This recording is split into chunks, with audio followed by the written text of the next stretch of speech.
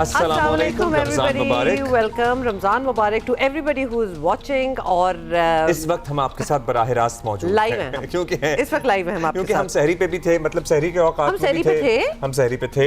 That was the repeat, सुबह भी repeat था, but this time around we are live बराह रास्त। सो आप जो भी हमें लिखना चाहते हैं, कहना चाहते हैं, अभी लिखते हैं, सुनाना चाहते हैं, वो आप कर दीजिए। तो कल परसों से हम आपको बता रहे थे कि ऑफ कोर्स याद है आपको 10 साल, ये this is our 10th Ramzan with all of you. और हमेशा हमारी कोशिश यही रही है और हम कामयाब रहे हैं कि 30 दिन जो रमज़ान के होते हैं वो हमारा और आपका साथ जो है वो बरकरार रहे। और उसमें भी लाइव हम इस वक्त होते हैं 4 to 6 and any other time that you watch us on TV, that's a repeat. अच्छा जी, रमज़ान का माहौल बनना शुरू हो गया है, तरावियाँ भी हो गई हैं, people are also adjusting their routines. बच्चों के स्कूल के टाइमिंग भी कुछ श्रिंक हुए हैं, लेकिन वालिदैन फ़ौरन सहरी ख़त्म होने के बाद ज़रा अभी आंख लगाते ही हैं कि बच्चों को स्कूल छोड़ने का टाइम हो जाता है। आपको आंख लगाने का, बस वो बच्चों का टाइम है, उसकी कोई गुंजाइश मौजूद ही नहीं है अब तो टाइम टेबल में। So Ramzan is a little tough for parents as well, जिन्होंने सुबह बच्चों को लेने छोड़ने की ड्यूटी करनी होती है। मतलब ये obviously it's not coming out of the ordinaries कि तो हम सारे यूज्ड टू होते ही होते हैं। ड्यूटी करता हूँ, ये सही महीना में ड्यूटी जो है ना, इससे वैसे आपको मैं सुबकदोश हो जाता हूँ। लेकिन आपको ये सूट करता अगर सुबह कहीं हमारा लाइव होता। अच्छा जी, अभी हम आगे बढ़ेंगे और अभी सानेहा कराची से खबर है हमारे पास। एक सानेहा हुआ है, अभी आपको पता ही है, गुल प्लाजा वाले सानेहे से जुड़े जो तकलीफ दे मामलात हैं उसी से हम नहीं निकल पा रहे थे। कराची का इलाका है सोल्जर बाजार, अगेन एक इंतहाई गुंजानबाद इलाका, और यहाँ एक दिलखराश वाक़या हुआ है। कराची के सोल्जर बाजार में सहरी के वक्त गैस लीकेज के बायस धमाका हो गया।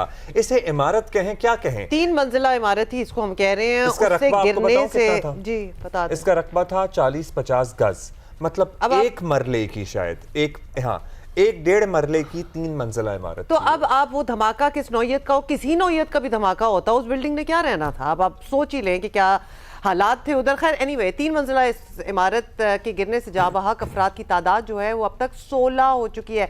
16 people are dead because of this, और जाँ बहक होने वालों में 4 बच्चे और 6 खवातीन शामिल हैं, और वाक़े में 14 अफराद जख्मी भी हुए हैं। DC ईस्ट के मुताबिक 3 मंजिला इमारत, जिस तरह कि अब्दुल्ला भी आप बता रहे थे, 40 से 50 गज के रकबे पर बनाई गई थी। सिलेंडर धमाके की शिद्दत से इमारत मुतासिर हुई और बिल्कुल ही ज़मीन बोस हो गई। और incharge bomb disposal squad east के मुताबिक वाक़या गैस लीकेज के बायस ही हुआ। अब गैस लीकेज, अच्छा, अब तो गैस लीकेज की क्या नौयत है ये जरा जानना जरूरी है, क्योंकि पहले हमारे जहन में आता है कि सिलेंडर फटा होगा, लेकिन हुक्काम ये बता रहे हैं कि सिलेंडर नहीं फटा। घर के बावर्ची खाने में गैस की फिटिंग भी नाकिस थी, गैस की सप्लाई के लिए प्लास्टिक के पाइप इस्तेमाल किए गए थे, गैस खींचने वाली मशीनें भी लगाई हुई थीं, और मुमकिन तौर पर गैस खुली रहने से, शॉर्ट सर्किट या माचिस जलाने से धमाका हुआ है। This is not a cylinder blast, this is a recipe for disaster. मतलब पहले तो आप जिस बिल्डिंग में रह रहे हैं और वहां वार्निंग्स भी दी जा रही हैं कि ये स्ट्रक्चर जो है ऑफ है या whatever you want to call it, उसके बाद फिर एड हॉक बेसिस पे गैस सप्लाई भी बीच में दी जा रही है, प्लास्टिक की चीज़ें भी यूज़ हो रही हैं, और फिर ये जो ख़तरनाक इलीगल मशीनें हैं ना जिससे गैस खींची जाती है, इन्होंने तो सोने पे सुहागा कर दिया। मतलब अफसोस भी हो रहा है और आई एम सॉरी, थोड़ा सा गुस्सा भी आ रहा है। एक तो मशीनों में खुद ही आग लग जाती है, आपको पता है? मशीनें तो कितनी आग लगती हैं, मतलब एक रेगुलर फीचर है ये गैस खींचने वाली मशीनों का कि बजाते खुद मशीन के अंदर आग लग जाती है। सो ये है सूरत हाल, जहाँ हम हुक्काम को भी कहते हैं, मतलब हमारी अपनी सिविक रिस्पॉन्सिबिलिटी, हमारी अपने लिए फिक्र कहाँ है। मतलब वाई डू वी, हम बैठे हुए हैं एक पूरे टाइम बॉम्ब पे और हम एक्सपेक्ट करें कि बाकी दुनिया आके हमारा ख्याल रखे और हमें बचाए, और अगर कुछ हो गया तो it is your responsibility. But क्यों बैठे हुए हो? ये बात, और कितने एवेन्यूज में और कितनी बार हमने बात की है कि लोगों को हमारे साथ मौजूद हैं, उनसे मालूम करते हैं कि अभी रेस्क्यू की क्या सूरत हाल है, क्या तमाम लोगों को लिया गया, जख्मी अफराद की हालत कैसी है। काशिफ, क्या है अपडेट आपके पास as far as rescue is concerned? Is it complete now? बिल्कुल, जो सर्चिंग का अमल है, जो रेस्क्यू का अमल है अब्दुल्ला और हुमा, वो कंप्लीट कर लिया गया है, और उसमें ये बताया जा रहा है कि 16 अफराद की लाशें निकाली गई हैं, जिसमें बच्चे और ख़वातीन भी शामिल हैं, जबकि 14 के करीब अफराद जो हैं इसमें ज़ख्मी भी हुए हैं। उन्हें कराची के सिविल अस्पताल जो है वो मुंतकिल किया गया। ज़्यादातर लोग जो है वो झुलस कर और मलबा गिरने से जो है वो ज़ख्मी हुए हैं। इब्तदाई तौर पर ये बताया गया कि ये ग्राउंड +2 की इमारत है 30 से 40 गज पर ये इमारत बनी हुई है और हर फ्लोर पर एक एक कमरा और एक एक कमरे के अंदर 6 से 7 अफराद का एक फैमिली जो है वो रहती थी। इस हवाले से जो है वो हुकाम की जानिब से बताया गया। फिर ये इलाका जो है वो काफ़ी ज़्यादा कंजस्टेड है। इतनी तंग गलियाँ हैं कि यहाँ मशीनरी तो बहुत दूर की बात है, बल्कि साथ साथ जो कटर्स होते हैं या फिर इस तरह के बड़े हैमर्स होते हैं उनका भी इस्तेमाल नहीं किया गया। मेन पावर की मदद से जो है वो मलबा हटाया गया और वहाँ से डेड बॉडीज़ भी निकाली गई और जख्मी भी निकाले गए। जब हमने इलाका से बात की है उनकी जानिब से बताया जा रहा है कि रेस्क्यू टीमें ताख़ीर से पहुँची, जिसकी वजह से काफ़ी ज़्यादा मुश्किलात का सामना रहा। और ना सिर्फ ये एक 30 गज का एक जो इमारत है ग्राउंड प्लस 2 ये मुतासिर रही, बल्कि इसका मलबा इसके साथ वाली इमारत, तो एक इमारत जो है वो दूसरी इमारत से बहुत ज़्यादा कनेक्टेड है यहाँ पर। और मैं भी इस वक्त जिस रोड पर मौजूद हूँ ये 20 फीट का रोड है और इसके अंदर अगर हम गली के अंदर जाएँ तो जाना मुमकिन नहीं है, इतनी तंग गलियाँ हैं। अब रेस्क्यू काम ये बताते हैं कि मुकम्मल तौर पर इमारत का जो हिस्सा है उसे सील कर दिया गया है। मलबा अभी नहीं उठाया जा रहा, कोई भी चीज़ नहीं उठाई जा रही, क्योंकि इसके लिए एक स्ट्रेटेजी बनानी पड़ेगी कि आया मलबा इस सड़क तक कैसे लाया जाएगा। ये मलबा वगैरह तो काशिफ ये बात की बात हो जाएगी। जी काशिफ, पहले तो ये बताएं कि जब यहाँ सिलेंडर फटा है, आग लगी है, मतलब एक बिल्डिंग गिर गई, क्या रेस्क्यू के लिए हाँ वहाँ से लगी आग, रेस्क्यू काम पहुँच पाए थे? फायर ब्रिगेड पहुँच पाई थी? फायर ब्रिगेड आई भी थी कि नहीं? और कौन सा फायर स्टेशन है, क्योंकि पिछले कुछ हफ्तों से हम बड़े इन्वेस्टेड हैं और डोगर साहब ने हमें बड़ी दिखाई भी हैं हालात जो यहाँ के फायर स्टेशंस की है कराची में। कौन सा फायर स्टेशन लगता है सोल्जर बाजार को?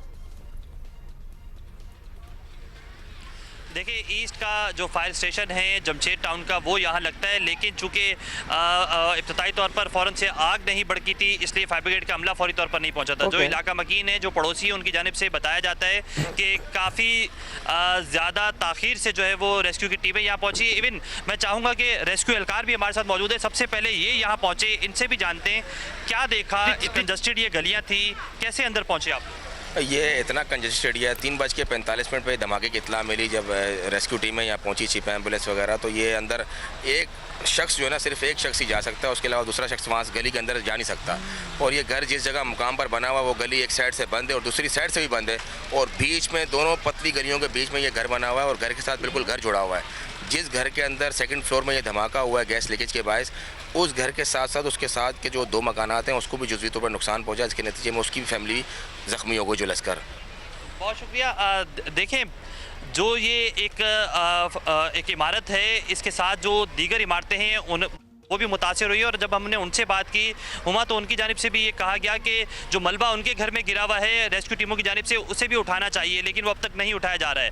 तमाम तर लोगों को यहाँ से अस्पताल कहाँ लेके गए, कैसी हालत है उनकी? दूसरा ये कि जो साथ वाली इमारतें मुतासिर हुई हैं, मतलब वो रिहाइश के अब काबिल रही हैं? क्योंकि अगर वो नहीं रही होंगी रिहाइश के काबिल, वो भी ज़ाहिर ऐसी साइज़ की होंगी, अगर एक शख्स सिर्फ इन गलियों में से गुजर सकता है तो आप अंदाज़ा लगा लीजिए कि कितनी तंग गलियाँ हैं। देखने वालों को हम बता रहे हैं जो साथ वाली इमारतें मुतासिर हुई हैं उनमें फिर मकीनों का क्या बनेगा? वो रहते रहेंगे इन्हीं मुतासरा इमारतों में? काशिफ, अपने कैमरामैन से अगर आप रिक्वेस्ट करें कि घुमा के ज़रा इलाका भी हमें दिखा दें। बिल्कुल, ना सिर्फ ये इमारतें मुतासिर हुई हैं बल्कि बेशतर ऐसे मकानात हैं जो हमने देखा है कि तमाम तर मकानात पर दरारें जो हैं वो पड़ चुकी हैं। मैं अपने कैमरामैन जुबैरुद्दीन से कहूँगा कि आपको थोड़ा सा मेरे लेफ्ट हैंड का इलाका दिखाए तो आपको फ्रंट पे बड़े खूबसूरत जो अपार्टमेंट नज़र आ रहे होंगे, लेकिन इसके बिल्कुल बैक साइड पे या जो पीछे आप देख रहे हैं कच्ची आबादी है, बिल्कुल कच्चे जो है वो घर बने हुए हैं। जो घर ये मुतासिर हुआ, जहाँ ये ब्लास्ट हुआ, वो भी टेयर गार्डर पर बना हुआ था और वहाँ भी जो है वो मुख्तलिफ लोग रह रहे थे। जो ये 30 गज का मैं आपको मकान बता रहा हूँ जो इस तरह गिरा है, जिसपे 3 फ्लोर कायम किए हुए थे, इस पे तकरीबन 40 से 50 लोग रिहाइश पजीर थे और उनमें बच्चे भी शामिल थे। अब रेस्क्यू काम की जानिब से इब्तदाई तौर पर बताया गया कि गैस लीकेज है, लेकिन जब बीडी की टीम यहाँ पहुँची उनकी जानिब से बताया गया कि इस इलाके के अंदर काफ़ी अरसे से गैस नहीं आ रही थी। गुज़िश्ता रोज़ अचानक से गैस की बहाली हुई है और उसके बाद जो ये घर था ना सिर्फ ये टेयर गार्डर्स पर बना हुआ है बल्कि इसमें जो गैस की सप्लाई के लिए लाइनें बिछाई गई थी वो प्लास्टिक की लाइनें थी और तमाम तर लाइनें बहुत सारे मकामात से लीकेज है। साथ साथ ये भी बताया गया कि जब ये इमारत गिर गई है, जब इसका किचन का कुछ हिस्सा बाकी है जहाँ से मुख्तलिफ सैंपल्स बीडी की टीम की जानिब से लिए गए हैं, वहाँ से भी ये बताया गया कि अब भी गैस लीकेज है। काफ़ी ताखीर से अब से कुछ देर कबल जो है वो सुई सदर्न गैस कंपनी का जो अमला है वो यहाँ पहुँचा और पहुँचने के बाद उनकी जानिब से अब जो है वो गैस को क्लियर किया गया है और यहाँ की तमाम तर चीज़ों को बंद किया गया है। ताहम जो मुख्तलिफ रेस्क्यू इदारे हैं उनकी जानिब से कहा जा रहा है कि सर्चिंग के अमल को मुकम्मल कर लिया गया है, लेकिन दीगर जो रेस्क्यू ऑपरेशन है उसे कुछ मजीद वक्त लग सकता है चूँकि गलियाँ काफ़ी ज़्यादा कंजस्टेड है। बहुत शुक्रिया काशिफ। बहुत टेकअवेज हैं फ्रॉम पहले तो मतलब बात करते हुए ये 40-50 गज से 30 गज पे बात आ गई, मतलब आप जरा और 30 गज में कितने लोग रह रहे हैं? 40-45 लोग रह रहे हैं। और उसके बाद वो इलाका जो अभी इन्होंने घुमा के दिखाया है तो ऑलमोस्ट सारी ही बिल्डिंग्स ऑलमोस्ट लग रहा है कि ये पतली पतली गलियां, एक एक बंदा ही वहां से जा सकता है। तो यहाँ हम जो कंसर्न्ड अथॉरिटीज़ हैं उनसे तो हम सवाल करेंगे, लोगों से भी सवाल करेंगे कि जब आपको पता है कि ये क्या जगह हैं, and we do understand all the challenges that common man faces. I understand that as well, you of course. लेकिन फिर भी जान से ज़्यादा कीमती तो कोई भी चीज़ नहीं है। You have to see and then you have to demand. और रेस्क्यू वालों से ये कि ये क्यों नहीं चेक इन क्यों नहीं देखा जा रहा कि किस तरह बिल्डिंग्स ये बन रही हैं, किस तरह इनको एनओसी मिल रहे हैं, मिल भी ये उग रही हैं, उग रही हैं, ये उग रही हैं और ये उगती चली जा रही हैं, दे पॉपिंग आउट। अब 30 गज की ज़मीन पर आप किस तरह 3 मंजिल की इमारत बना सकते हैं, वो भी आप लेंटर नहीं डाल रहे हैं, उसमें कैसे आप सीढ़ियाँ निकाल रहे हैं, कहाँ बाथरूम है, कहाँ किचन है, और फिर एक ये नहीं है कि एक छत है, ये एक के ऊपर दूसरी और दूसरी के ऊपर तीसरी छत भी है। वो तो अगर दाव लगता तो चौथी भी बन जाती। 3 मंजिला आप अंदाजा करें, ये नक्शे पास हो रहे हैं, ये नक्शे बनाए गए, अप्रूव हुए, और एक गैस लीकेज के धमाके से अगर पूरी इमारत जमी बोस हो गई है तो आप क्वालिटी देखिएगा कि क्या है। और ये लेंटर की इनकी छतें भी नहीं है, मतलब प्लास्टिक की तो गैस लाइंस जो है ना, पाइप्स, वो लगाई जा रही हैं। आप अंदाजा तो इसी बात से कर लें, जो कि बहुत सी और जगहों से भी लीक हो रही हैं। तो ये लिटरली आप पैसा तो लगा रहे हैं ना खरीदने के लिए, जो किराया तो लगा, कुछ तो डाल ही रहे होंगे ना, मुफ्त में तो नहीं रह रहे होंगे। Look at where you are staying. तो ये चीज़ें, मतलब रेस्क्यू तक तो हम बाद में जाएंगे, पहले तो बहुत बड़ा ये सवाल बनता है कि how are you even staying here. नहीं, मतलब जाहिर है एक आम आदमी के चैलेंजेस है, लेकिन जरूर अगर कोई चेक एंड बैलेंस होगा, हाँ कोई चेक एंड बैलेंस होना कि इन इलाकों में, इन जगहों पे अगर जो बन गई वो तो बन गई, जो बन गई उन्हें रीइंफोर्स करा दें और नई ना बने, ये तो कम से कम किया जा सकता है ना इस तरह पे। कम से कम तो बहुत कुछ किया जा सकता है, कम से कम तो बहुत कुछ किया जा सकता है। अच्छा जी, moving on, because we are in the month of Ramzan, और रमज़ानुल मुबारक शुरू होते ही हमेशा की तरह इस बार भी मुल्क भर में फलों समेत दीगर खाने पीने की अशिया की कीमतों में इजाफे की शिकायत आ रही है। कल परसों से एक्चुअली हम आपको ज़रा जगह जगह लेके भी जा रहे हैं और दिखा रहे हैं आपको। सूबाई वुज़रा आला की तरफ से इंतज़ामिया को कीमतें कंट्रोल करने की सख्त हिदायत दी जा रही है। अब वो कंट्रोल हो रही है कि नहीं हो रही, दैट्स अनदर स्टोरी। वज़ीर आला पंजाब मरीम नवाज का कहना है कि रमज़ान मुबारक में कीमतों को हर सूरत कंट्रोल रखा जाएगा। सिंध की इंतज़ामिया ये दावे करती दिखाई दे रही है कि इस मरतबा कीमतों को कंट्रोल में रखा जा रहा है। अब लोगों से हम जानते हैं कि लोग क्या महसूस कर रहे हैं, ये तो हम आगे चलकर सर्टेनली कोई मौसर किरदार जो है उनका होना चाहिए इस चीज़ में। मतलब आजकल ही तो मुतहर्रक हों और देखें कि क्या चल रहा है। और नाजायज़ मुनाफाखोरी की शिकायत जैसे पहले मिलती थी आज भी मिल रही हैं। So you need to really see. अच्छा, सैयद हसन नकवी हैं, कमिश्नर कराची, हमारे साथ, उनसे बात करते हैं। शुक्रिया नकवी साहब। रमज़ान मुबारक के आगाज़ से ही शिकायत भी सामने आने लगती हैं और नेचुरली एक डिमांड और सप्लाई का भी कॉन्सेप्ट है, क्योंकि ज़ाहिर है डिमांड बढ़ती है तो कीमतें भी बढ़ जाती हैं। लेकिन यही आपका काम है कि आप इस वक्त में डिमांड सप्लाई को भी मैनेज करें और कीमतें भी कंट्रोल में रखें, क्योंकि नाजायज़ मुनाफाखोर भी ना फिर मैदान में आ जाते हैं और हर शय के दाम बढ़ा देते हैं। ये शिकायत आप तक भी पहुँचती होंगी सर, आप लोग क्या कर रहे हैं इनके लिए? ये बिल्कुल आपने सही कहा। रमज़ान में कंजम्पशन पैटर्न काफ़ी चेंज हो जाता है और सप्लाई एंड डिमांड की सिचुएशन में भी काफ़ी फर्क आ जाता है। उसकी वजह से कीमतों में काफ़ी इजाफा देखा जाता है। उसके लिए हमारी रेगुलर प्रैक्टिस है, प्राइस कंट्रोल मैजिस्ट्रेट्स को मोबिलाइज किया जाता है और इस दफ़ा हमने कोई 60 के करीब ऑफिसर्स रिक्वेजिशन भी किए हैं प्रोविंशियल गवर्नमेंट से, जो कि स्पेशल ड्यूटी देंगे। इसके अलावा प्राइस लिस्टिंग अभी रिसेंटली जो उन कमोडिटीज़ की जो कि इशू नहीं हुई थी वो भी इशू कर दी गई हैं। अच्छा, ये भी आपसे बल्कि पूछना है, ख़ासतौर पे नाजायज़ मुनाफाखोरों को वार्निंग देने के लिए और आवाम की आगाही के लिए बता दें कि शहरी अपनी शिकायत कहाँ दर्ज करा सकते हैं, क्योंकि शिकायत तो है, और फिर इस पर एक्शन क्या होगा, सरकारी नरखों से ज़्यादा पैसे मांगने वालों के खिलाफ क्या कार्रवाई होगी, क्या सजाएं होंगी, मतलब how will this be taken up? ये हमारा एक डिक्लेयर्ड कंप्लेंट नंबर है 1299 का, तो उस पे सबसे दरख्वास्त है कि अगर कोई कहीं पे कोई ऐसी वायलेशन नजर आती है तो उसकी कंप्लेंट करें। उसके अलावा तमाम प्रोमिनेंट मार्केट्स में हमारा कैंप भी इस्टेब्लिश होगा जहाँ पे ऑफिसर्स बैठे होंगे, वहाँ पे भी अपनी कंप्लेंट रजिस्टर करा सकते हैं। उसके अलावा ईमेल, फेसबुक, सारे मीडियम्स अवेलेबल हैं, कमिश्नर ऑफिस की तरफ से अनाउंस किए गए। सर, हुकूमतों की जानिब से ना फिर इस मसले का हल ये निकाला जाता है कि सस्ते रमज़ान बाजार लगा दिए जाएं, लेकिन वहाँ पर क्वालिटी लिटरली आंखों देखा हाल है कि क्वालिटी इतनी बुरी होती है कि वो कंज्यूम करने के काबिल ही नहीं होता वो फल, मतलब द लोएस्ट ऑफ बिल्कुल the quality that you can expect. माल जो डिस्कार्ड कर दिया जाता है वो बस वो बिक रहा होता है, सस्ते दाम बिक रहा होता है। वहाँ पे क्वालिटी एटलीस्ट काबिल इस्तेमाल रहे, हाईएस्ट ना हो लेकिन नॉर्मल तो हो, इसकी जमानत कोई दे सकता है?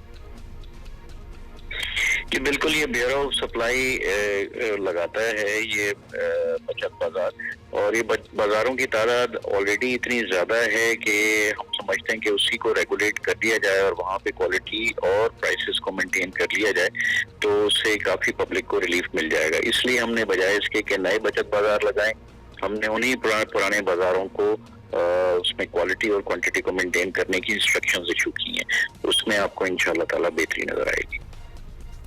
कॉरेक्ट, बहुत शुक्रिया सैयद हसन नकवी, कमिश्नर कराची। बात कर रहे थे सलमा भट्टे हमारे साथ, मुअव्विन खुसूसी हैं वज़ीर आला पंजाब के बराए तहफ़्फ़ुज़ सारिफ़ीन, कंज्यूमर प्रोटेक्शन। सलमा भट्ट साहिबा शुक्रिया। सर, रमज़ान मुबारक में अचानक महंगाई हो जाना ज़ाहिर है बचपन से देख रहे हैं, कोई नई बात तो है नहीं। अब इस मरतबा भी ज़ाहिर है कुछ ऐसे ही लोग शिकायत करते नज़र आ रहे हैं। आप लोगों ने इसको टैकल करने के लिए क्या प्लान तरतीब दिया? How are things going about it? तो रमज़ान का महीना है वो बिल्कुल हम इस तरह से लिया जाता है, वज़ीर आला साहबा की इतनी तवज्जो का मरकज़ होता है कि बाकी पूरा साल एक जानिब और रमज़ान का महीना it's always taken very very specially. और उससे पहले एक हफ़्ता पहले से ऐसा होता है कि हमें बहुत ज़्यादा खदशात होते हैं कि ओपन मार्केट के अंदर जो कीमतें हैं उनकी वायलेशन हो सकती है, वल्नरेबिलिटी बहुत हाई हो जाती है और प्राइसेस जो हैं उनमें डिस्टॉर्शन का, प्रॉफिटेरिंग का और जो मसनूई महंगाई जिसे कहते हैं उसके खदशात बहुत ज़्यादा बढ़ जाते हैं। लिहाजा हमें इस वजह से तकरीबन कोई पिछले 10 दिन से हमारी तमाम जो प्राइस कंट्रोल मैजिस्ट्रेट्स हैं, हमारी पेरा फोर्स हैं, हमारी ज़िले इंतज़ामिया हैं, हमारी तहसील लेवल पे असिस्टेंट कमिश्नर्स हैं, हमारा food safety and consumer protection department का अमला है, फूड डिपार्टमेंट के AFCs और DFCs हैं, फिर हमारे जो पंजाब फूड अथॉरिटी के फूड प्रिंट्स जो हैं पूरे सूबे के अंदर हैं, उनका जो हमारे एक कंसोलिडेटेड जो है वो एफर्ट की जा रही है और वहाँ पर मेक श्योर किया जा रहा है कि बड़ी मार्केट्स में सब जो है ना प्रेजेंस भी हो और वहाँ पे सुबह शाम दोपहर चक्कर लगाए जाएं। और जो सारिफीन हैं उनसे हम हमेशा पूछते हैं, हम लोग मैं खुद भी लाहौर में गुज़श्ता एक हफ़्ते से गाहे बगाहे मार्केट्स का, मंडियों का, ओपन मार्केट का, सहूलत बाज़ारों का, रमज़ान बाज़ारों के विज़िट्स किए और जहाँ जहाँ पे हमें वायलेशन मिली और हमने उसका जो है फ़ौरन इसके ऊपर जो भी अब जो दुकानदार हैं जो वायलेशन करेंगे, मसनूई महंगाई करेंगी, कम से कम 3 दिन दुकान जो है वो सील रहेगी। राइट। सलमा साहब ये भी बताएं कि सूबे भर में अगर कोई सरकारी नर्ख से ज़्यादा रेट मांगे तो उसकी शिकायत कैसे हो सकती है, ये हमें समझा दें।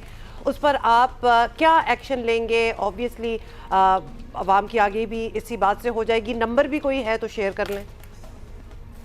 उस सिलसिले में आप हमारी जो पंजाब कीमत ऐप है आप उसके ऊपर हमें शिकायत कर सकते हैं। आप हमारी फूड अथॉरिटी की जो हेल्पलाइन है 1123 उसके ऊपर शिकायत कर सकते हैं।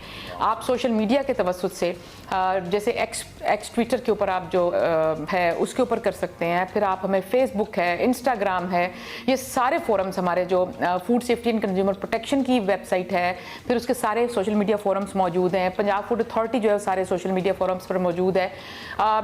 मेरे अपने जो सोशल मीडिया अकाउंट्स हैं एवरीबॉडी नोज़ और मुझे वहाँ पे दर्जनों के हिसाब से मैसेजेस आते हैं, पूरे पंजाब से आते हैं जहाँ पे की होती हैं और उनका बर वक्त और फ़ौरन। फिर हमारा जो CM का कंप्लेंट सेल है वो सोशल मीडिया पे इंतहाई एक्टिव है। ठीक है, सारे सोशल मीडिया प्लेटफॉर्म्स पे आपकी प्रेजेंस है, वहाँ भी लोग शिकायत कर सकते हैं और आपका नंबर है फूड अथॉरिटी का, फूड सेफ्टी अथॉरिटी का 1123। सलमा साहिबा, हुकूमत की जानिब से इस मसले का हल हमने कमिश्नर कराची से भी पूछा था।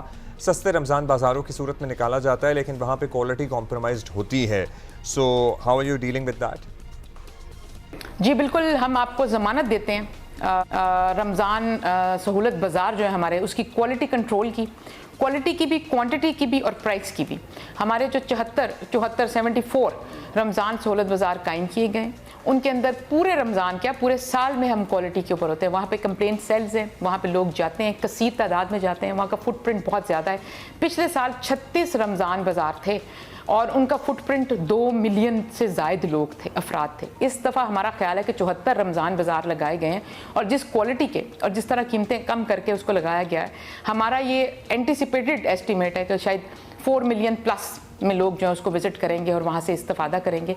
और इसके लिए उसकी वजह ये है कि हमारा आप देखें रमज़ान बाज़ार का और मॉडल बाज़ार, जो पहले मॉडल बाज़ार थे फिर अब वो सहूलत बाज़ार बन गए और उन्हीं को रमज़ान बाज़ार में जब कन्वर्ट किया है और 15% तक अप टू 15% वहाँ पे जो है वो डिस्काउंट भी दिया जा रहा है एसेंशियल कमोडिटीज़ पे, तो उसके अंदर आप देखें फुटफॉल हर दिन के साथ गुजरते दिन के साथ बढ़ता जा रहा है। चलिए जी, आप ज़मानत दे रही हैं और क्वालिटी भी अच्छी है, क्वांटिटी भी है और मुनासिब रेट्स भी हैं। अच्छा जी, कराची में हमने आपको नंबर बताया 1299 कराची के लिए था। If you want to make a complaint 1123। Otherwise social media platforms and app भी मौजूद है पंजाब प्राइस कंट्रोल की। अच्छा जी, क्रिकेट की थोड़ी सी इसलिए बात कर लेते हैं खुशी खुशी, क्योंकि हम जीत चुके हैं। तो जब हम जीते हैं और बहुत आला जीते हैं, अब ये ना पूछिए किससे जीते हैं, मतलब this is like the weakest team in the tournament by the way, Namibia. तो नामीबिया को शिकस्त देकर पाकिस्तान वर्ल्ड T20 सुपर 8 मरहले में पहुंच चुका है। मुबारक हो। अगरचे नामीबिया जो है वो कमज़ोर तरीन टीम समझी जा रही है, लेकिन पाकिस्तान ने जिस आसानी से मैच जीता है, ज़बरदस्त जीता, बहुत सुपर 8 मरहले में अच्छी था कारकर्दगी की उम्मीद की जा सकती है। ज़रूरत बहुत सारी चीज़ों की है, लेकिन कल कुछ चीज़ें थीं, कुछ डिसीजंस थे जिसकी हमें समझ में नहीं आई। पर्टिकुलरली हमें अब्रार अहमद का टीम से बाहर होना समझ में नहीं आया।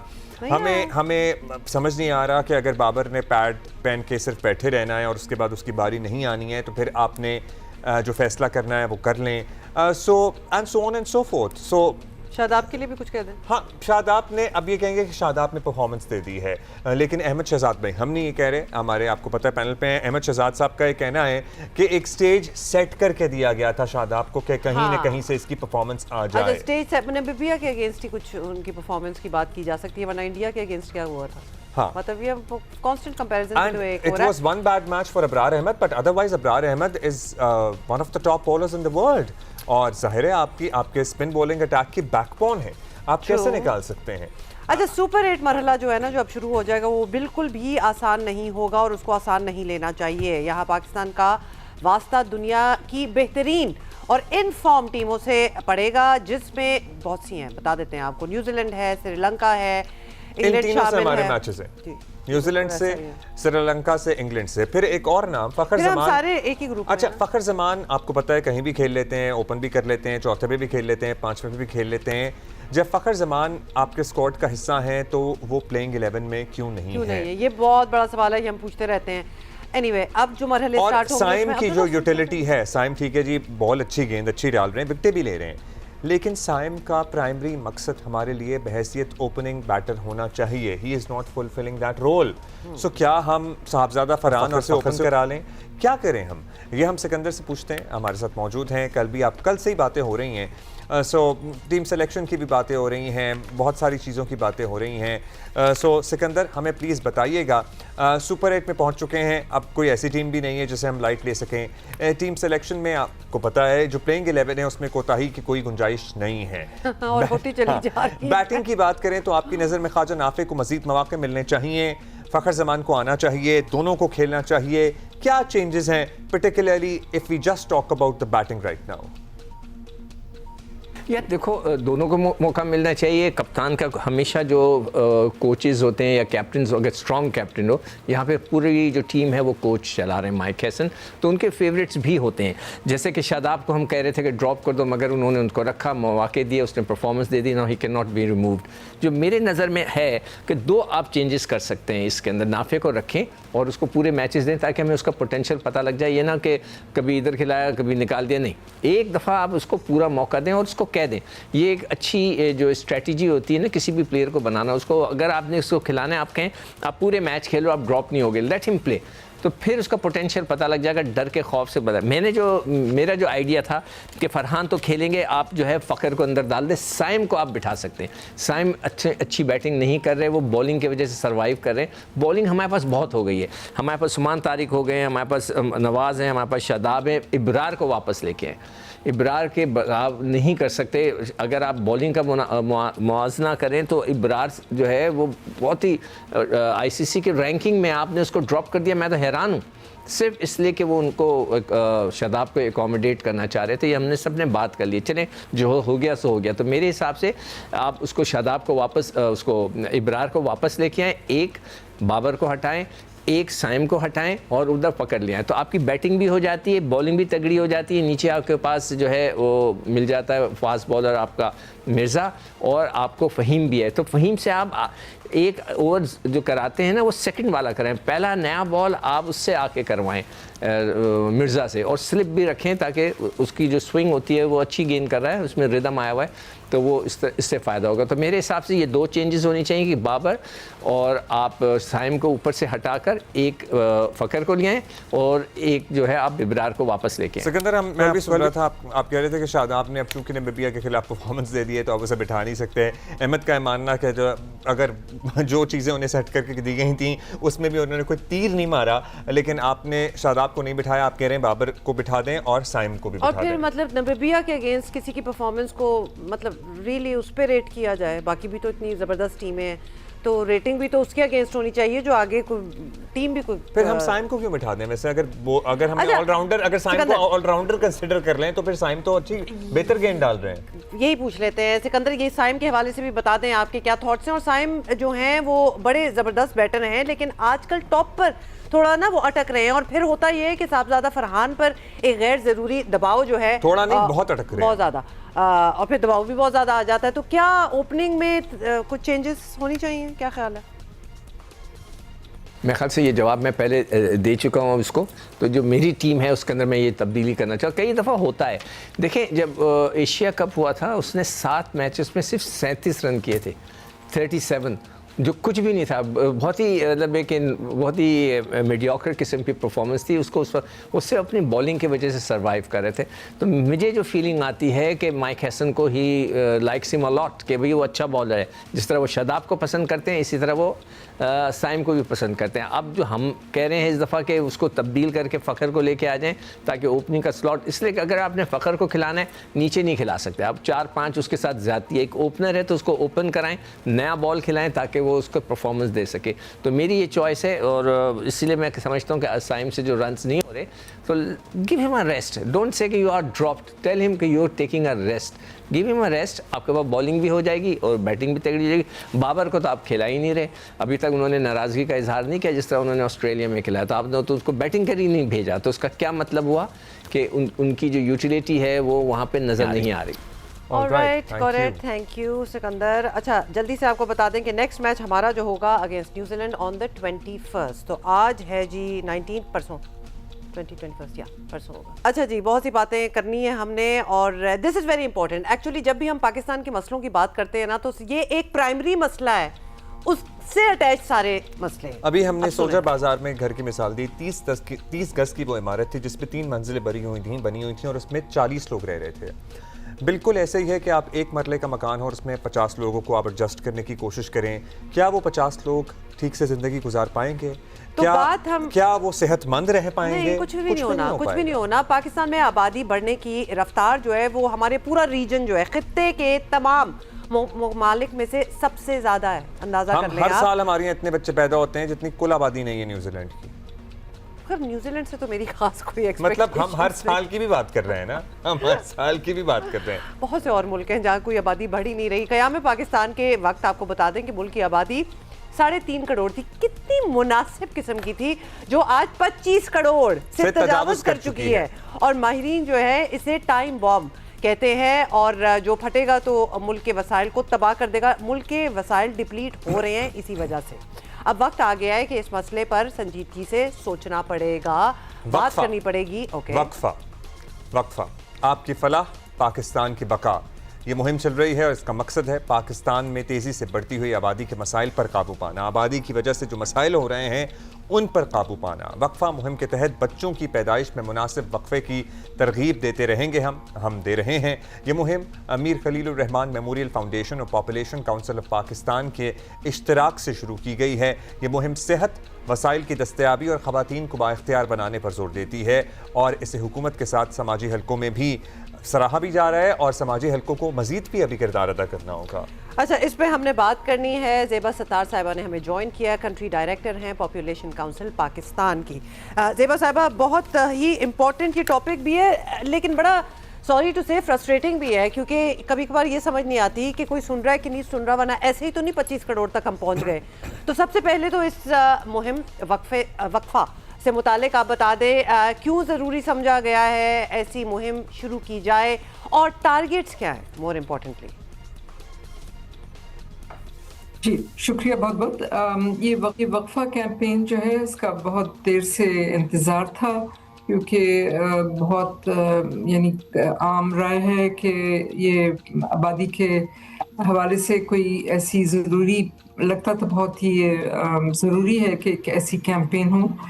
पिछली सदियों में बहुत, यानी सदियाँ ही मैं कहती हूँ, बहुत पहले होता था, बहुत एक्टिव कैंपेन होते थे और बहुत अरसे से लोग कहते थे कि इस शोबे पे कोई, यानी इस मौजू पे कोई बात नहीं कर रहा। हालांकि सब समझते हैं कि ये बहुत ही अहम मौजू है। पाकिस्तान की आबादी, बढ़ती हुई आबादी और उसके जुड़े हुए मसाइल जो हैं और चैलेंजेस हैं जो पाकिस्तान के लिए बढ़ते जा रहे हैं, हम इस पे बात नहीं कर रहे हैं। तो ये जो वक्फा कैंपेन है, ये बहुत ही खुशाइन मेरे ख्याल से बात है कि जियो ने ये एक स्टेप लिया है और ये कदम बहुत अहम है।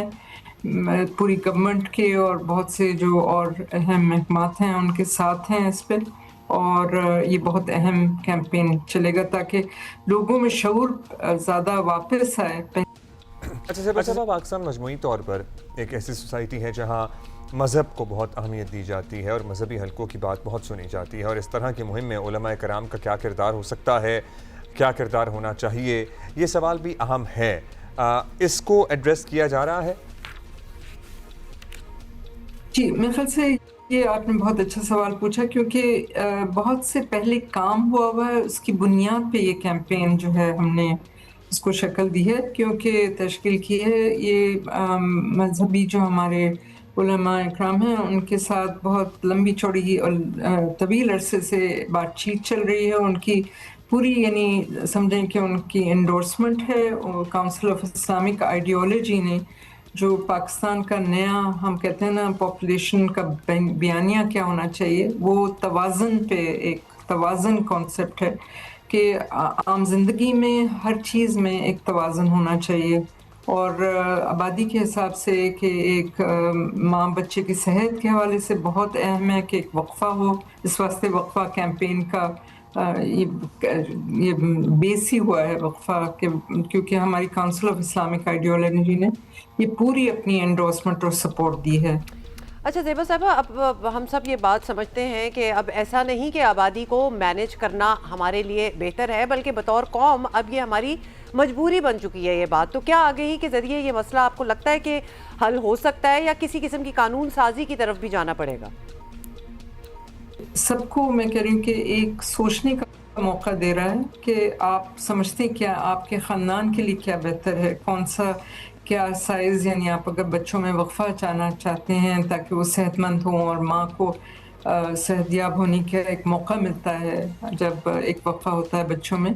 और इसी तरह अगर जो मुल्क है, अगर थोड़ी सी हमारी बढ़ने की रफ्तार जो है वो सबसे तेज़ है, पूरी दुनिया में सबसे जो तेज़ समझी जा रही है, उसको अगर हम थोड़ा सा कम कर सकें, मगर सिर्फ और सिर्फ अगर जो लोग चाहते हैं वो ही हो, यानी ये नहीं कोई इम्पोज कर रहा है किसी के ऊपर, मगर अगर यानी अच्छी इन्फॉर्मेशन हो, आपको पता हो कि इसके अच्छे असरात क्या हैं वक्फा देने का बच्चों में, और यानी बच्चों में तालीम में इन्वेस्टमेंट, लड़कियों की तालीम, मगर दोनों बच्चियों की तालीम और सेहत पे फोकस हो, माँ की सेहत पे फोकस हो, और ख़ानदान की जो वेलबींग जिसको हम कहते हैं ना, खुशहाली हर तौर पे, तो उस पे एम्फेसिस ज़्यादा है।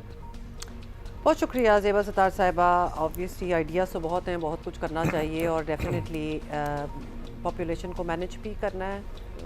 मतलब बड़ा अलार्म्ड हो जाते हैं। वैसे तो हमें अपने खित्ते का हाल पता है, the most populated region of the world हैं हम लोग, लेकिन उसमें हमारी इतनी कंट्रीब्यूशन हो, मतलब और इस पे हम बहुत सारी बातें कर सकते हैं, लेकिन अभी हमारे पास वक्त कम है। हम वक्तन फवक्तन करते रहेंगे, ऑलमोस्ट डेली बेसिस पे करेंगे कि किस तरह हमारा जो कॉन्सेप्ट है पर्टिकुलरली गरीब घरानों में कि लेबर फोर्स के तौर पर बच्चों को लिया जाता है, मतलब वर्क फोर्स के तौर पर लिया जाता है। प्रोसेस होता है ना, बच्चा अपनी किस्मत लेके आता है और फिर वो खुद ही, मतलब क्यों ऐसी सिचुएशन में डाल रहे हैं अपने आप को भी और एक आने वाली औलाद को भी। 2026 मतलब मैं there are so many stories के 10 बच्चे हैं और उसमें से आधे तो पढ़ नहीं रहे हैं और आधे जाहिर है अभी भी और हालात वहाँ भी ठीक नहीं है। हमने आपको बताया था ना कि क्या बुरे हालात का सामना था हमारी हॉकी टीम को जब वो ऑस्ट्रेलिया पहुंचे, जब सिडनी पहुंचे। उनका लेओवर था 12 से 14 घंटे का, उनके पास ठहरने के लिए कोई जगह नहीं थी, उनको लिटरली सड़कों पर रुलना पड़ा। इसके अलावा जो उनका रहने का इंतजाम था, किस तरह बंक बेड वाला सिस्टम था, एक बाथरूम था जिसमें उन्हें बर्तन भी खुद ही धोने थे, बाथरूम भी खुद ही साफ करना था, कपड़े भी खुद ही धोने थे जो पहनने थे मैच में। हालांकि जो मैनेजमेंट थी, जो साथ गए हुए थे लोग, वो अपने होटल में सेट थे, बड़ा अच्छा उन्होंने होटल रखा हुआ था उनके लिए, जिस तरह होटल में सारी इस पे हॉकी फेडरेशन वालों ने भी प्रेस कॉन्फ्रेंस कर ली। लेकिन अभी ताज़ा तरीन ये है कि चेयरमैन पीसीबी और इंटीरियर मिनिस्टर मोहसिन नकवी की मुलाकात हुई है सीनियर खिलाड़ियों और खिलाड़ियों से, जिसमें कप्तान इमाद भट्ट भी शामिल थे। और उन्होंने कहा है कि मैं हॉकी फेडरेशन को किसी तौर भी टेक ओवर नहीं कर रहा, कोई ये ना सोचे, लेकिन हम हॉकी और हॉकी के खिलाड़ियों की मोबनियत के लिए भरपूर किरदार अदा करेंगे। उन्होंने क्लियर कर दिया। चमगोइयां हो रही थी, आपको पता है कि शायद पीसीबी टेक ओवर कर ले, something like that. Mohsin Naqvi साहब का सामने उन्होंने कहा कि मैं बिल्कुल टेक ओवर नहीं कर रहा, लेकिन एटलीस्ट मैं जरूर देखूंगा कि क्या क्या हो रहा है। सारी बातें जो हैं वो उनकी तरफ ऑब्वियसली पहुंच चुकी थी और कल हमने काफी डिटेल में इस पे बात भी की थी। He said that he will assist the players और बड़ी अच्छी तरह उनको अंदाजा है कि एक्चुअली और हम आपको पता है 2-3 hockey players, I got an inbox in my Instagram and they thanked Geo News and both of us for and our team, जो हमारे साथ अतीक भाई थे, फैजान थे, to talk about this and ये मामला दुनिया और अवाम के सामने लाने के लिए। So and the playing, देखिए man it works, it's great members। अच्छा, अब वापस आ जाएं कराची, और हम कराची के हवाले से आपको बताना चाहते हैं कि कराची में ट्रैफिक का हाल पहले भी ठीक नहीं था और इस वक्त क्या सूरत हाल है? अभी तो सबने घर पहुंचना है, बहुत ट्रैफिक जैम है। That is what we are telling you इस वक्त एज वी स्पीक। मतलब कौन कौन सी शाहराह है जहाँ ट्रैफिक जैम नहीं हुआ और लोग जो हैं वो ट्रैफिक में फंसे हुए हैं। These are very recent visuals that we are showing you। Ramzan उल मुबारक में हालात जो हैं ज़रा टेंशन हो जाती होती है। We understand that everybody wants to get home। अच्छा, ये विजुअल लाइव नहीं है, सो हम लाइव नहीं, हाँ ये नॉट लाइव विजुअल्स, हाँ, क्योंकि इसमें तो ट्रैफिक चल रही है। So we are talking about traffic जो कि बिल्कुल ही फंसी हुई है इस वक्त। हम नीचे आए चुंद्रे को रोड पे, आपको पता है पहले भी जब निकलते थे तो एक बिल्कुल ब्लॉकेट की सी सूरत हाल होती थी। कुछ दिन इट्स इवन वर्स देन, कुछ तो आप एक्सपेक्ट कर रहे होते हैं लेकिन कभी कभार बहुत ही तबाहकुन हाल होता है। When the whole city obviously trying to reach home before Ramadan, before इफ्तार। और इसमें हम आपको ये भी कहेंगे कि ऐसे में ना हादसात बहुत होते हैं क्योंकि लोग तेज रफ्तारी का मुजाहरा करते हैं। Be very careful, be very cautious, be very careful. कोई फ़र्क नहीं पड़ेगा अगर आप 5 मिनट लेट पहुंच के बाकी इफ्तार को ज्वाइन कर लेंगे। So you know nothing is more important. Pakora, those गरम गरम पकौड़ाज आपको दोबारा भी मिल जाएंगे। Nothing is more important than your safety. कि हम बातें तो कर रहे हैं, 1 घंटा हो गया, पकौड़े की अभी तक जिक्र नहीं आया। अब आ गया। इन एनी केस हमारे गेस्ट हमारा इंतजार कर रहे हैं, मजहर नवाज शेख साहब, DIG ट्रैफिक पुलिस कराची, इन्होंने हमें ज्वाइन किया है। मजहर साहब बहुत ये बताएं कि कराची में ट्रैफिक के हालात कभी भी आइडियल नहीं रहे, तो इतनी एक्सपेक्टेशन तो हम भी नहीं रखते, लेकिन रमज़ान उल मुबारक में ट्रैफिक का जाम रहना, घंटों जो है ट्रैफिक जाम रहना एक रूटीन बन गया है। तो क्या इस बार भी ऐसे ही हालात की तैयारी रखें या फिर ट्रैफिक पुलिस ने भी कोई प्लानिंग की हुई है, वो हमसे शेयर करें। एक ही वक्त में जब ऑफिस से लोग निकलते हैं, सरकारी दफातर से या प्राइवेट दफातर से, तो जाहिर सी बात है ट्रैफिक कंजेशन भी होती है। ट्रैफिक के ऊपर एक अनयूजुअल किस्म का प्रेशर आता है, जिसको मैनेज करने के लिए, जिसको रेगुलेट करने के लिए ट्रैफिक पुलिस मुख्तलिफ इक़दाम कर रही है। और उम्मीद ये की जा सकती है कि इंशाअल्लाह ताला इस दफ़ा की जो प्लानिंग है पहले के मुकाबले में बेहतर साबित होगी। इस दफ़ा थोड़ा सा हमें ट्रैफिक कंजेशन का हो सकता है कि कहीं कहीं पे सामना करना पड़े जहाँ पे तरक्याती काम वगैरह चल रहे हैं। बाकी इस दफ़ा हमने कोशिश की है कि जो ट्रैफिक पुलिस रोडों पर नजर आए। हमारे तकरीबन कोई 250 के करीब इतने बड़े इंटरसेक्शन हैं कराची के, जिनके ऊपर हमने ट्रैफिक डिप्लॉयमेंट पहले के मुकाबले में डबल की है, क्योंकि हमें कुछ ट्रैफिक नफरी कैमरा लगने की वजह से, सेफ सिटी की वजह से थोड़ी सी मजीद मिली है, जिसको हम यूटिलाइज करेंगे। अच्छा मगर साहब, अफ्तार के औकात में ट्रैफिक फंसने की एक बड़ी वजह सड़कों पर अफ्तार कराने वालों की भी होती है। वैसे नीयत उनकी ठीक ही होती है, लेकिन पूरी पूरी सड़कों पर दस्तरखान लगाना, इसको हम किस तरह मैनेज कर सकते हैं? फिर गाड़ियां रोक रोक के बीच ट्रैफिक के इफ्तारी के डब्बे बांटना, इसके लिए कोई हम SOP बना सकते हैं कि नहीं बना सकते? इसके लिए कोई इजाज़त हो कि जी आप हर जगह ना इफ्तारी खोल के बैठ जाएं, आप हाँ जी पेडिस्ट्रियंस पे हों या फुटपाथ पे हों, लोग सर्विस रोड पे ऑक्यूपाई करते हैं, अब तो रेगुलर है। ये रमज़ान का महीना इबादतों का भी महीना है और इसके साथ साथ सब्र व तहम्मुल का भी महीना है, और इसमें जो इबादत ख़ास तौर पर होती हैं वो इज्तिमाई तौर पर होती हैं। यही अफ्तारी का भी कॉन्सेप्ट होता है। अक्सर तौर पर लोग इज्तिमाई तौर पर करते हैं, वो मसाजिद भी होती हैं और मुख्तलिफ मुकामात भी होते हैं। आप बिल्कुल सही फरमा रहे हैं, ट्रैफिक ब्लॉकेट नहीं होना चाहिए, हमारी यही कोशिश है। हम तो बाकी की इंक्रोचमेंट की भी बात करते हैं कि मार्केट के बहाने, शॉपिंग के बहाने हमारे सर्विस रोड ब्लॉक हो जाते हैं, हमारी फुटपाथ्स ब्लॉक हो जाती हैं। तो हमारी कोशिश इस दफ़ा ये होगी कि कम से कम ट्रैफिक का फ्लो मेंटेन रहे, उसमें कंजेशन चाहे वो अफ्तारी हो या चाहे कोई इज्तिमाई इबादत और किस्म की हो, वो रोड पर ना अदा की जाए और सहूलत पैदा की जाए ट्रैफिक के लिए और आवाम के लिए, जो बाकी लोग अपने घरों में और अपनी मसाजिद में जाके अफ्तारी करना चाहते हैं, ताकि वो अपने टाइम से पहुंचे। अच्छा, ये भी बता दें कि इस वक्त शहर में कई मकामात पर तरक्याती कामों के नाम पर जगह जगह खुदाई हुई है। हम कराची की बात कर रहे हैं, रुकावटें हैं, साल से चलते मेगा जो प्रोजेक्ट्स हैं ना, उनकी बात करते हैं, या हम उनके अलावा ये बात कर रहे हैं। तो मेगा प्रोजेक्ट्स तो हम छोड़ ही दें, इसकी वजह से भी दबाव जो है वो ट्रैफिक पे और ट्रैफिक जैम पे बहुत ज़्यादा बढ़ता है। तो क्या मकामी हुकूमत या इंतज़ामिया से कोई बात करके इसका हाल, मुतबादिल रास्ते वगैरह, मतलब वट एवर वर्क्स, तो इस पर कोई बात हो रही है? जी बिल्कुल सही फरमा रहे हैं आप। बिल्कुल हम ऑन बोर्ड हैं सारे लोग, कमिश्नर साहब हो गए, मेयर साहब हो गए, KMC है, TMC है, सिविल एडमिनिस्ट्रेशन है, ट्रैफिक पुलिस है और लोकल हमारी डिस्ट्रिक्ट पुलिस है। तो हम सारे लोग ऑन बोर्ड हैं और सब मिलके इस तरह कोशिश करें कि ट्रैफिक की कंजेशन ना हो। और इसमें हमने बहुत ज़्यादा डाइवर्जन प्लान्स इस दफ़ा हमने तरतीब दिए हैं रमज़ान में ख़ास तौर पर, ताकि ये जो तरक्याती काम हो रहे हैं या मुख्तलिफ जगहों पर खुदाई वगैरह हुई है, तो उनकी तकलीफ आवाम को और ट्रैफिक को बर्दाश्त ना करनी पड़े, सहनी ना पड़े, बल्कि और डाइवर्जन जो रूट्स हैं हमारे, वो ट्रैफिक के फ्लो को मेंटेन करने में हमारी मदद करें। इसमें वो सिटी वार्डन्स भी KMC हमें प्रोवाइड कर रही है, मार्केट एसोसिएशन भी हमारा साथ दे रही है ट्रैफिक पुलिस का, और इंशाल्लाह ताला उम्मीद है कि इस दफ़ा हमारा ट्रैफिक कंजेशन का प्रॉब्लम नहीं आएगा और ट्रैफिक फ्लो प्रॉपर तरीके से सुपरवाइज होगी और रेगुलेट होगी। वारंट मंजर नवाज शेख साहब, बहुत शुक्रिया। DIG traffic Karachi. और जो हमने पहले जिक्र किया था ना इफ्तारी वगैरह, उसका भी कोई बंदोबस्त ऐसा कर लें कि प्लीज़ कम्यूटर्स को जो वैसे अपने घरों को पहुंच रहे होते हैं, वैसे ही देर हुई होती है, उनको तो ना तंग करें ना। मतलब क्या सवाब, फिर सवाब में नेगेटिविटी आ जाएगी थोड़ी सी। तो पूरा 100% सवाब चाहिए, तो फिर मेक श्योर कि और लोग तंग जो ना पब्लिक स्पेसेस हैं उनको ज़रा, अगर आपने करना भी है तो जब आप बिल्कुल ही, आपको पता है इफ्तारी के वक्त तो कोई ट्रैफिक नहीं होती। अच्छा, दुबई फिर का आप भी उस पर एक दस्तरखान मॉडल है निकालें। ना, दुबई में भी बहुत लोग ऑब्वियसली इस तरह इफ्तारी, सहरी सब कुछ दे रहा है, बट दे हैव टू एक तो इन्फॉर्म द अथॉरिटीज, फिर एक स्पेसिफिक जगह पे आप दे देते हैं खाना, फिर वो कहाँ कहाँ डिस्ट्रीब्यूट होती है, ये उनकी जिम्मेदारी होती है।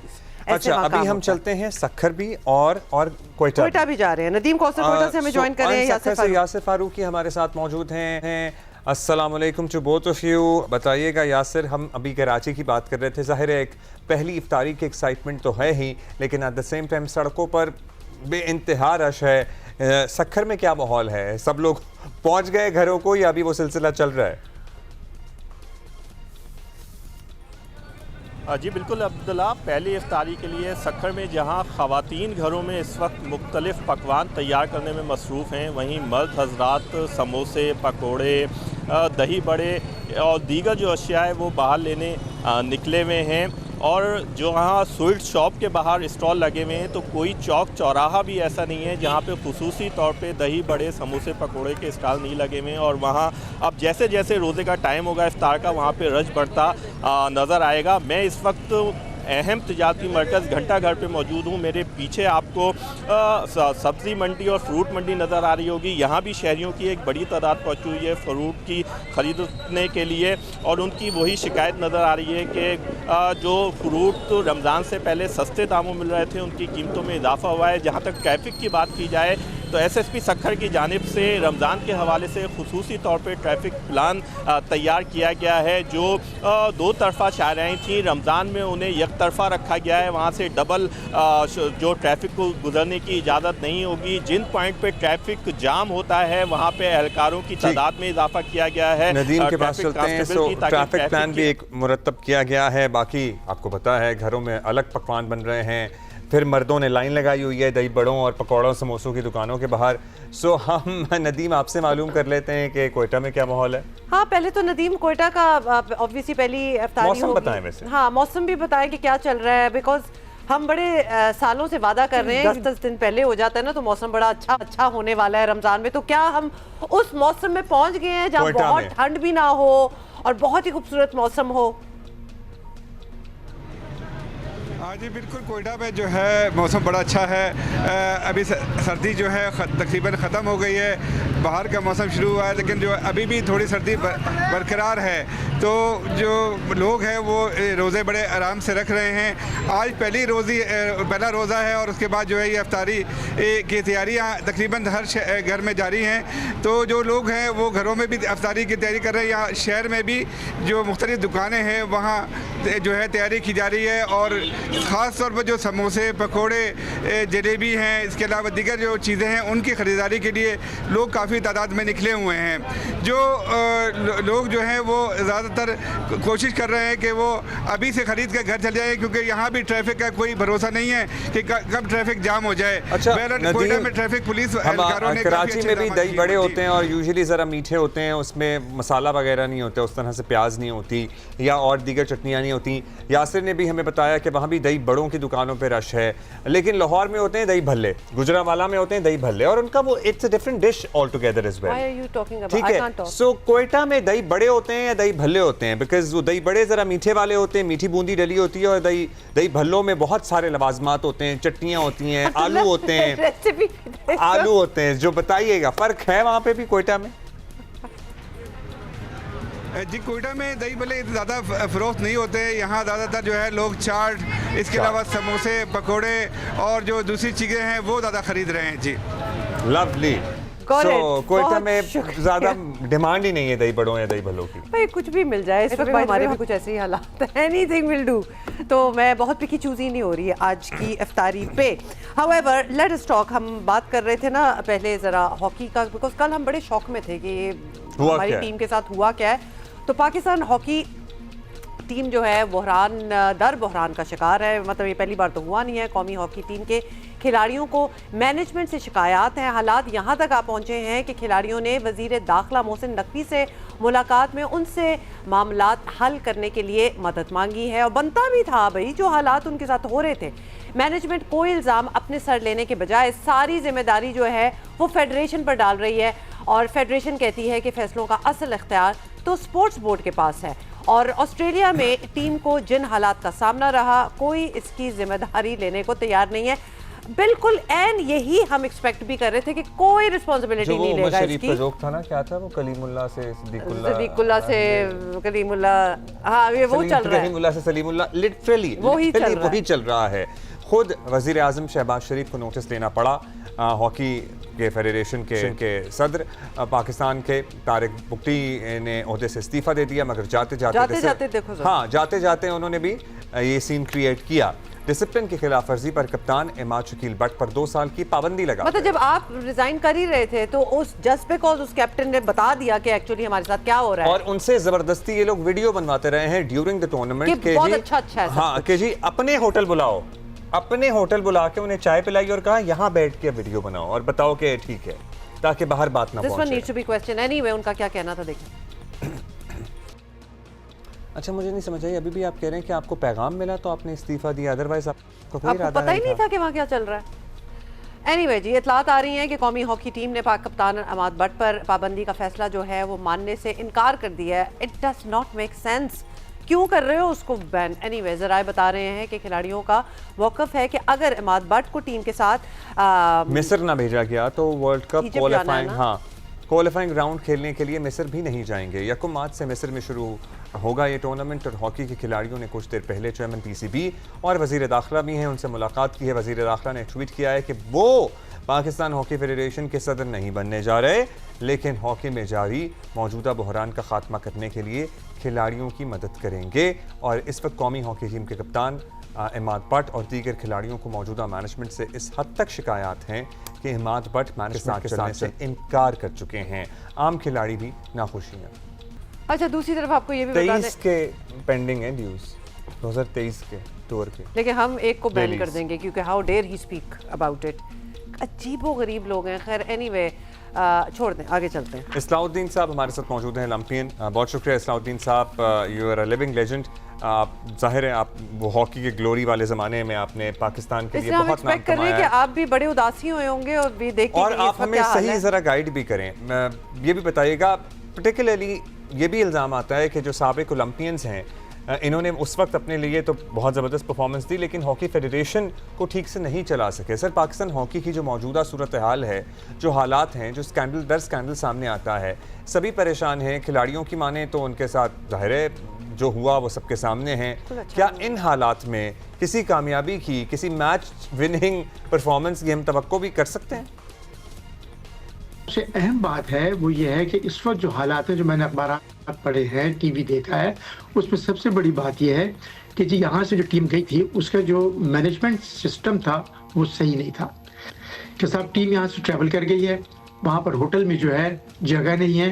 ये यहाँ पर जो है जब टीम गई थी तो वहाँ कई घंटे ट्रांजिट में रही, उसके बाद फिर जब होटल पहुँचे वहाँ कई घंटे इंतजार किया, और उसके बाद जब होटल की बारी आई कमरा लेने की तो उन्होंने कहा जी आपके तो बुकिंग ही नहीं है। मैं ही समझता हूँ कि जो खिलाड़ी वापस आए और जो प्रेस कॉन्फ्रेंस की है, जो बात की है, तो उनकी बात को माना जाए और बाकायदा इसकी इंक्वायरी होनी चाहिए और हाई लेवल पे इंक्वायरी होनी चाहिए कि कौन इसका जिम्मेदार है। क्योंकि बात यह है ना कि आपको पैसे भी मिले हैं।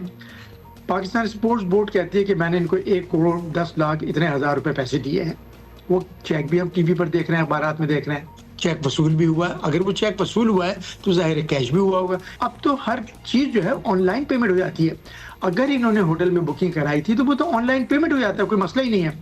यहाँ से डायरेक्ट हो जाती है हर चीज़, वो क्यों नहीं हुई? और जब टीम गई थी तो बुकिंग जो है, जो टीम के मैनेजर्स थे, ऑफिशियल थे, उनको बुकिंग क्यों नहीं दी? वो पेपर कि ये आपकी बुकिंग है, आप जाइए और जाते हो जाके चेक इन कर लीजिएगा।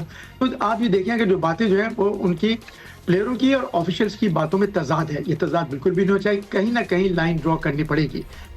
अच्छा, ये भी बताइएगा, और ये हम समझना चाहते हैं कि मैनेजमेंट इस बात पर कायम है कि सहूलियात ऐसी भी कोई ख़राब नहीं थी और खिलाड़ियों का डिसिप्लिनरी मसला है ये, तो उनको उनके ऊपर मलबा जो है इस चीज़ का डाल दिया और कहा कि सहूलियात तो सामने ही थी, ऐसे वीडियोस हैं उसकी तो नहीं, बट अब पता नहीं वो मान रहे हैं कि नहीं मान रहे कि होटल में बुकिंग भी नहीं हुई थी एंड ऑल दैट। खैर एनीवे, आप खिलाड़ी भी रहे हैं और मैनेजमेंट का हिस्सा भी रहे हैं, तो क्या क्रिकेट की तरह हॉकी में भी प्लेयर पावर वाला मामला होता है?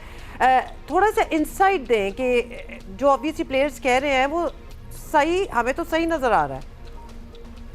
सारे लड़के जिन्होंने पूरी टीम ने प्रेस कॉन्फ्रेंस की है तो ठीक है ना, इसमें कौन सी ऐसी बात है? अगर लड़के एक बात कह रहे हैं और ऑफिशियल दूसरी बात कह रहे हैं तो उनको सामने दोनों को जो एक कमेटी बनाई गई है, मैं प्राइम मिनिस्टर साहब से अपील करूंगा, शहबाज शरीफ साहब से, कि इसकी बिल्कुल इंक्वायरी होनी चाहिए, क्योंकि इससे हमारी बहुत बदनामी हुई है और ये क्लियर होना चाहिए ताकि पता चले कि कौन जिम्मेदार हैं, ऑफिशियल जिम्मेदार हैं या प्लेयर जिम्मेदार हैं। प्लेयर जो बात कर रहे हैं, देखें उनको प्रॉब्लम्स हुई हैं तो उन्होंने किया है। ऐसा मैं नहीं समझता कि शायद माजी में कभी शायद एक आध दफ़ा ऐसा हुआ है, लेकिन ये कि ऐसा कभी नहीं हुआ कि पूरी की पूरी टीम आकर शिकायत का अंबार लगा दे। और ये अंबार जो है बहुत बड़ा अंबार लगा हुआ है। मैं समझता हूँ इस मसले को हल होना चाहिए, क्योंकि इससे न सिर्फ खिलाड़ियों का मोरल डाउन होता है बल्कि आगे खिलाड़ी जो जो जो इमर्जिंग प्लेयर्स होते हैं वो इस फील्ड में नहीं आते, वो कहते हैं क्या तमाशा लगा हुआ है। अच्छा सलाउद्दीन साहब, अब जो मसाइल हैं, एक और चीज़, क्योंकि जो हम देख रहे थे वो उनका हॉस्टल है, वो हॉस्टल है, क्योंकि होटल का तो हर कमरे के साथ वॉशरूम वगैरह होता है। ये जो ये दिखा रहे हैं ये डेफिनेटली हॉस्टल लॉजिंग है। अच्छा सर बताइएगा, इनका अब हल क्या है? पाकिस्तान हॉकी को दोबारा ट्रैक पर अगर लाना है, चले लंबा अरसा भी लग जाए, कुछ ठीक होना शुरू तो हो, तो क्या PHF में तब्दीलियाँ काफ़ी होंगी या क्या सिस्टम कैसे ठीक करें सिस्टम सर? देखिए, change for betterment is always good, पहली बात। दूसरी बात ये कि जहाँ तक मैं ये कहूँगा कि जो परफॉर्मेंस की बात है ना, तो पाकिस्तान में टैलेंट बहुत है, टैलेंट को ग्रूम करने की ज़रूरत है। और सबसे बड़ी बात जो है अहम है कि आपको पर्ची सिस्टम ख़त्म करना होगा, मेरिट को फॉलो करना होगा। किसी इदारे, किसी इंस्टीट्यूशन, किसी ऑर्गेनाइजेशन में जब मेरिट का कत्ल होता है तो वहाँ जवाल आता है। पाकिस्तान की हॉकी का जवाल असल वजह ये है। लोग कहते हैं जी गोरे बहुत अच्छे हो गए, बिल्कुल भी नहीं अच्छे नहीं हुए। गोरा अच्छा नहीं हुआ, हम खराब हो गए। एक और अहम बात कि लोग कहते हैं जी फॉरेन कोच लिया, बिल्कुल भी ज़रूरत नहीं। पाकिस्तान में इतने अहल लोग मौजूद हैं कि जो आप गोरे को फैसिलिटी देते हो, ये जो पैकेज उसको देते हो, वो पैकेज आप इस इस लोकल को भी दो, उसको भी वो पैकेज दो। आप देखें कैसे वो गुड्स डिलीवर नहीं करेगा। मुझे मालूम है 10 से 12 नाम तो मैं दे सकता हूँ ऐसे जो पाकिस्तान में गुड्स डिलीवर कर सकते हैं। बहुत शुक्रिया असलाउद्दीन साहब फॉर स्पीकिंग विद अस।